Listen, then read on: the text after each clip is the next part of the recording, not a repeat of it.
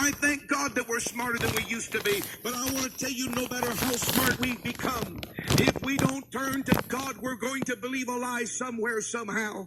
And there's a lot of lies that are believing today in the hearts of people that need to turn to God and say, God, open my understanding that I might know your way. Oh, God, deliver me from the power of the destroyer. My God, I turn to you. My hope is built on nothing less than Jesus' blood and righteousness. I dare not trust the smooth-talking preacher. I must put my trust in God. I must put my trust in his word. I must cling to him. He is my only hope.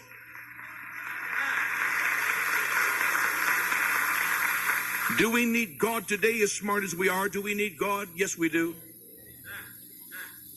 I'm amazed at how that there is a sense of thought that just seems to prevail in society that is not based upon truth. It's based upon political expedience. Whatever seems to be politically accepted is the thing that we accept.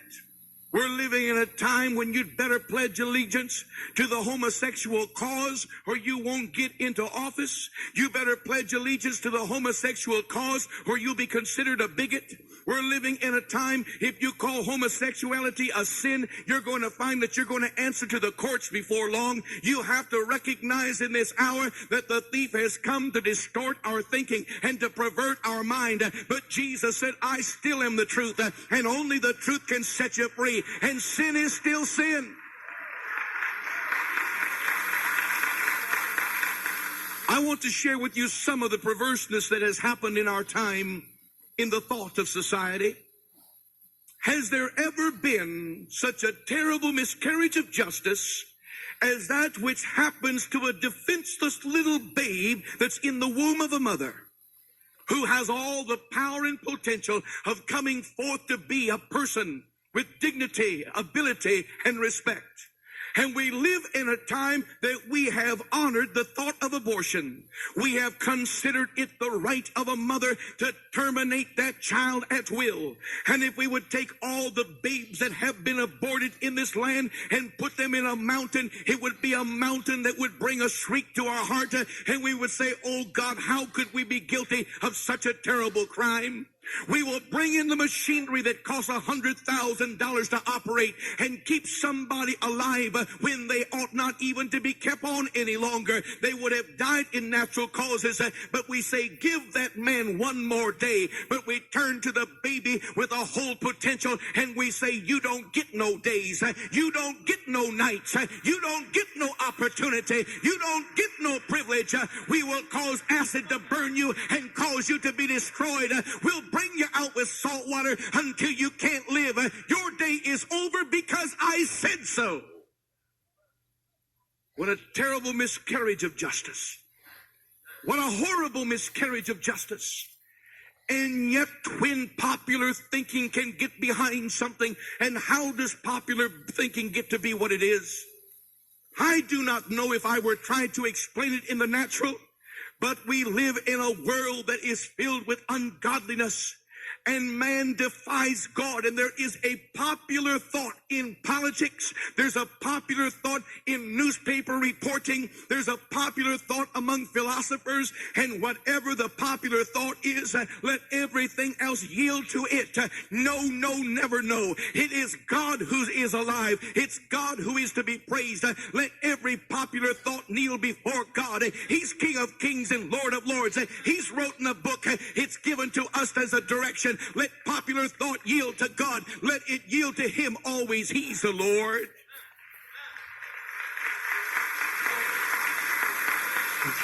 I'm older than some, but many of you are the age to remember when, if you took a little babe with all the power and potential of that beginning, and you would destroy that life, you would go to prison. It would end the work of a doctor. It would end his profession. It would cause somebody to stand before a court system and have a time that would be given to them to spend in jail. But today we applaud and say, this is a great thing that we have. Thank God we've come a long way. I tell you, you haven't come no way except you come to the cross. You haven't advanced at all except you come to the cross. There's no distance that we've made until we come to Jesus and say, Jesus, we still need you.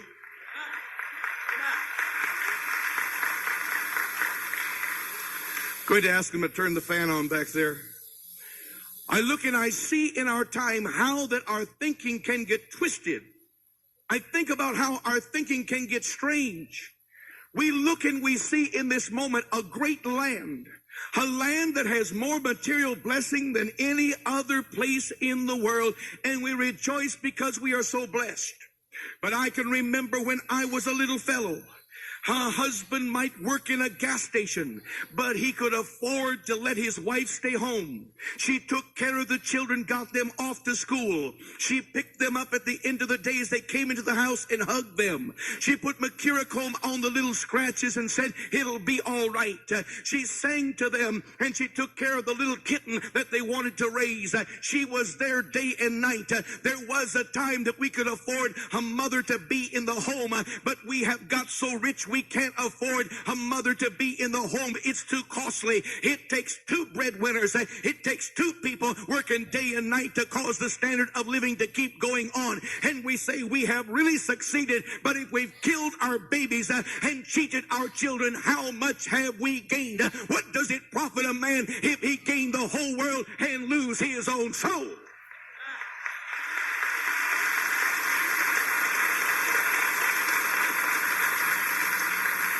You say, preacher, are you against women working? Of course not. But I'm against tragedy wherever I see it.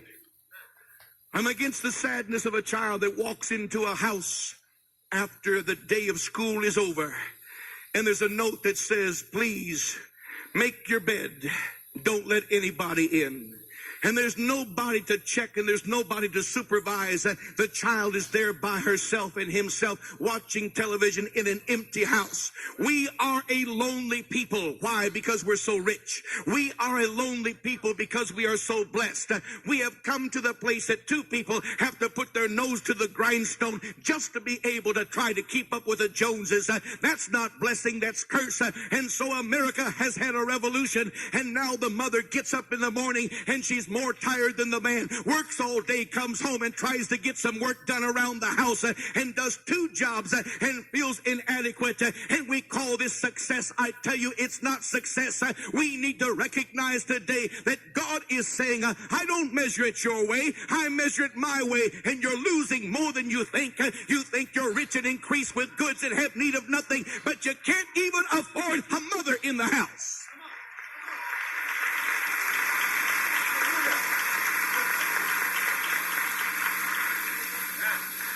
Man passes a woman as one goes to work and one comes in. We haven't even had an embrace this week, I know. Maybe later on. We haven't even been lovers, I know. Maybe later on. We haven't even been intimate, I know. But we're so busy. We're so busy in the blessings that we have. We're so busy in the struggles that we have. It'll work out somewhere along the line. No, listen, we need to realize today that the thief comes to tell us that we are free when we're inside of the prison, and we look at the bars and we say, oh, look at those people out there that are in prison. No, you better look around and see how much room there is inside of your bars, and you can find in this moment that we need God to touch us and deliver us. There's people that are hurting today. There's people that are broken today. There's people that are guilty today, and they need Jesus to set them free. And if Jesus doesn't set them free, they need alcohol, they need drugs. Why? Because they're in such pain that they need a pain reliever. But what we need is God to deliver us from the power of the devil.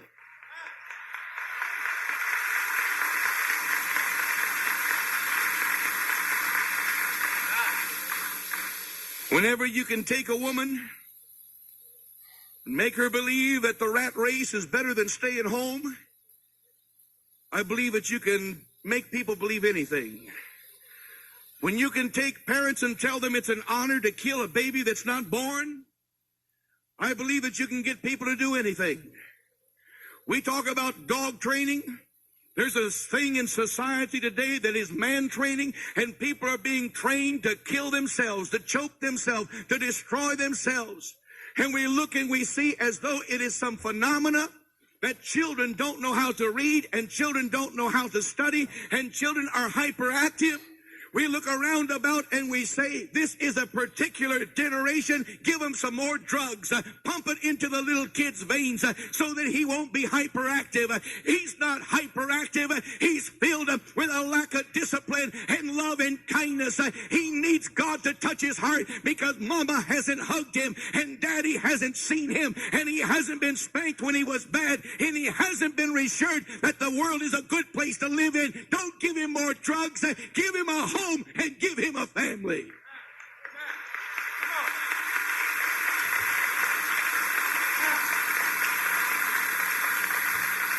What happened to kids 75 years ago when they didn't sit still in school? Dad said, you better sit still because I'm going to tan you the next time I get a note like that. But he also hugged the kid. Also took him fishing. Mom was there. And after Dad had burned him good, she hugged him. Said, you better mind. There were two types of discipline in life and love in the home. A dad said, I love you, but you better behave. A mom that said, I'll always love you. Even when you don't behave, I'm still for you. There was a kindness there. There was a mercy there. There was a tenderness there. We need God to heal. And we come along and say, God, give us some more pills. Give us some more pills. I can't sleep at night. Give us some more pills. My heart is filled with guilt. Give us some more pills. I don't know what to do. Give me more pills. Make me happy with pills. Take the pain away with pills. Do something with pills. Make me smarter with pills. Make me stronger with pills. Give me some steroids, anything, but give me something that I can take. But we need God to take over in our life and set us free from the power of the devil. It's God who can set us free.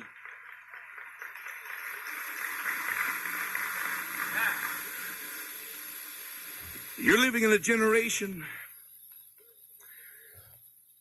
I heard a radio report said the thing concerning old people hasn't been settled yet. Said we're going to have to settle this thing concerning old people. I thought, what do you mean it hasn't been settled yet? What they were meaning was that there's a thing called euthanasia, which means that you go ahead and you kill off the old people.